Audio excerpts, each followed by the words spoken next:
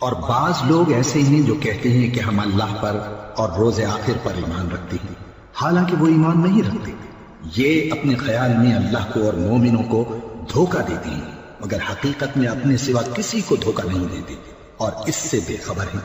ان کے دلوں میں کفر کا مرض تھا، اللہ نے ان کا مرض اور زیادہ کر دیا، اور ان کے جھوٹ بولنے کے سبب ان کو دکھ دینے والا عذاب ہوگا۔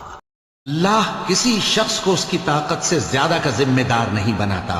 اچھے کام کرے گا تو اس کو ان کا فائدہ ملے گا، برے کرے گا تو اسے ان کا نقصان پہنچے گا۔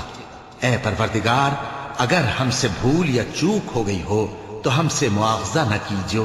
اے پروردگار، ہم پر ایسا بوجھ نہ ڈالیو جیسا تو نے ہم سے پہلے لوگوں پر ڈالا تھا۔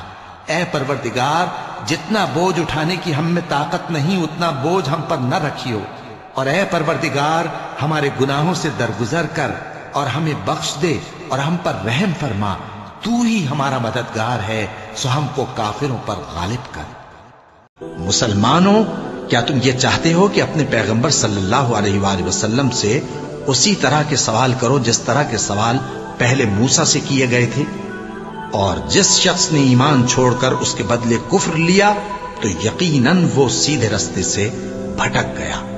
مومنو، اسلام میں پورے داخل ہو جاؤ اور شیطان کے پیچھے نہ چلو، وہ تو تمہارا کھلا دشمن ہے۔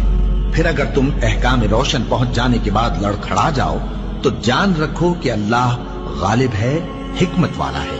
کیا یہ لوگ اسی بات کے منتظر ہیں کہ ان پر اللہ کا عذاب بادل کے سائبانوں میں نازل ہو اور فرشتے بھی اتر آئیں اور کام تمام کر دیا جائے؟ اور سب کاموں کا رجوع اللہ ہی کی طرف ہے۔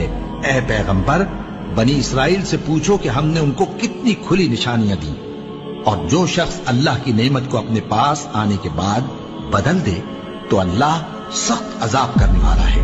اور جو کافر ہیں ان کے لیے دنیا کی زندگی خوشنما کر دی گئی ہے، اور وہ مومنوں سے تمسخر کرتی ہیں، لیکن جو پرہیزگار ہیں وہ قیامت کے دن ان سے اوپر ہوں گے، اور اللہ جس کو چاہتا ہے بے حساب رزق دیتا ہے۔